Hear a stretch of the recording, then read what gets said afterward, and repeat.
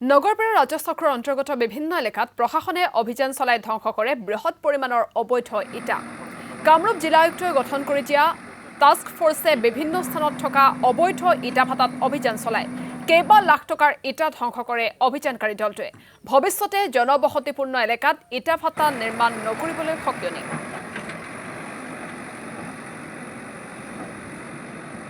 Nagarpara circle অফিচৰ আণ্ডাৰত যিমানবিলাক আমাৰ ইলিগেল ব্ৰিক ইণ্ডাষ্ট্ৰি আছে এই ব্ৰিক ইণ্ডাষ্ট্ৰিবিলাকৰ আমি ডিছমেণ্টেল কৰি আছোঁ কাৰণ এইটো টোটেলি প্ৰহিবিটেড আইটেম যিটো নেকি চৰকাৰৰ ফালৰ পৰা বাৰম্বাৰ কোৱা হৈছে আৰু আমাৰ ফালৰ পৰাও আমি আমাৰ ঊৰ্ধ্বতম কৰ্তৃপক্ষক অৱগত কৰিছোঁ। সেইমতে আমাৰ হেড অফিচৰ আমাৰ মেম্বাৰ ছেক্ৰেটাৰী চেয়াৰমেন ছাৰে ডিচি ছাৰলৈ কৰিছে আৰু ডিচি ছাৰৰ পৰা এটা টাস্ক ফৰ্চ গঠন কৰি দিছে।